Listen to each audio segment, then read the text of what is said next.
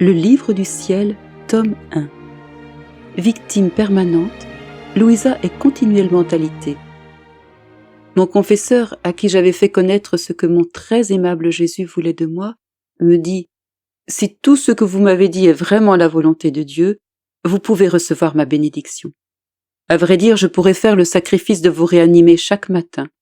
Si j'en éprouve des ennuis dans ma nature, je les surmonterai par la grâce de Dieu. » Quand je pensais aux créatures qui seraient épargnées du terrible fléau de la guerre, mon âme jubilait. Néanmoins, ma nature commençait à trembler, et j'ai passé quelques jours dans une profonde tristesse. On me conduisit à l'église. Après avoir reçu Jésus dans mon cœur, je lui dis « Très doux Jésus, vois la mer tourmentée dans laquelle mon âme est plongée. Plutôt que d'être dans une paix tranquille et de te remercier pour les lumières données à mon confesseur, lui qui m'a permis de faire dans l'obéissance ce que tu attends de moi, me voici soudainement troublée et confuse. Je le suis d'abord pour la condition de souffrance dans laquelle tu es sur le point de me plonger, et ensuite parce que j'aurais peut-être à rester dans cet état sans te recevoir, ce qui serait pour moi la plus grande souffrance. Qui pourrait survivre sans toi? Mon bien, qui d'autre que toi pourra me donner la force de survivre, de me remettre de ma souffrance? Comment pourrais-je recevoir cette force si on ne me permet pas de te recevoir dans ton sacrement? Quand j'eus déchargé mon cœur de ces angoisses, j'ai beaucoup pleuré. Sympathisante avec moi, Jésus me dit poliment « Mon enfant, n'aie pas peur. Je comprends ta faiblesse. J'ai préparé des grâces nouvelles et spéciales pour soutenir ta fragilité. Ne suis-je pas tout puissant en tout? Ne suis-je pas capable de faire en sorte que tu me reçoives dans le sacrement? Sois résigné et comme une personne morte, place-toi dans mes bras paternels. Offre-toi comme victime en réparation pour les nombreuses offenses que je reçois continuellement des hommes. Alors tu pourras sauver ceux qui méritent la discipline. Si tu veux faire le sacrifice volontaire de toi-même en te donnant comme victime d'amour, d'expiation et de réparation, je promets de ne pas laisser passer un jour sans que tu aies une visite. Jusqu'à maintenant tu venais à moi, mais je t'assure à présent que je viendrai te visiter sans manquer.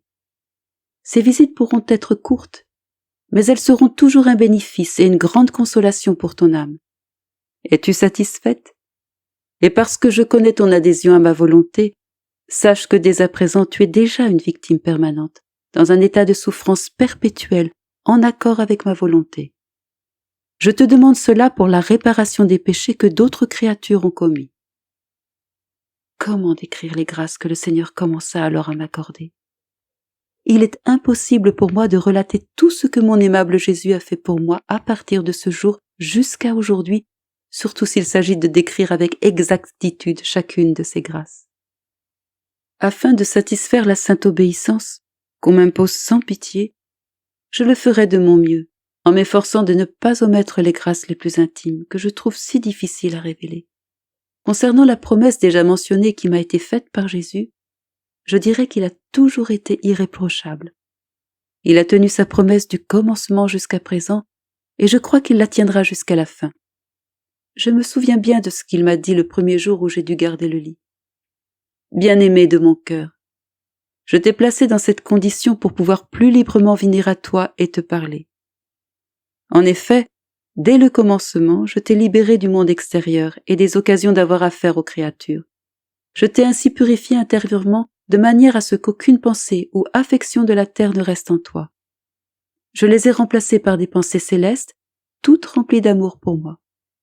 Maintenant que toute autre chose t'est étrangère et que nous sommes devenus familiers, je veux t'identifier à moi-même, afin que ton corps aussi bien que ton âme puisse être à ma disposition pour être un perpétuel holocauste devant moi. Si je ne t'avais pas confiné à ce petit lit, tu n'aurais pas le bénéfice de mes fréquentes visites. Tu aurais voulu d'abord remplir tes obligations familiales à coups de sacrifices pour ensuite te retirer dans l'oratoire de ton cœur en attendant une visite passagère de moi. Maintenant, tu ne peux pas faire cela. Nous sommes seuls. Il n'y a personne pour déranger notre conversation ou pour nous empêcher de nous communiquer nos joies et nos souffrances. En me ressemblant, tu peux participer à la joie et au bonheur que quelques bonnes personnes me donnent, de même qu'à l'amertume et à l'oppression qui me viennent de ceux qui sont méchants. À partir de maintenant, Mes consolations seront les tiennes, et tes consolations seront les miennes. Mes afflictions et tes afflictions seront en communication pour que ta volonté et ma volonté disparaissent complètement, pour être appelées notre volonté. Bref, tu prendras intérêt à mes choses comme si elles étaient vraiment tiennes. Moi, de la même manière, je prendrai intérêt à tes choses, tes imperfections exceptées, qui seront certainement miennes. Sais-tu comment je me conduirai envers toi?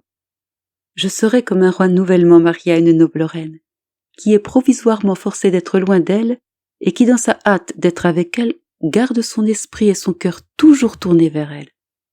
Il s'active à finir son affaire pour pouvoir retourner vers elle le plus tôt possible. Une fois qu'il y est, ses yeux sont tournés vers elle pour voir si elle montre quelque signe de regret de son absence.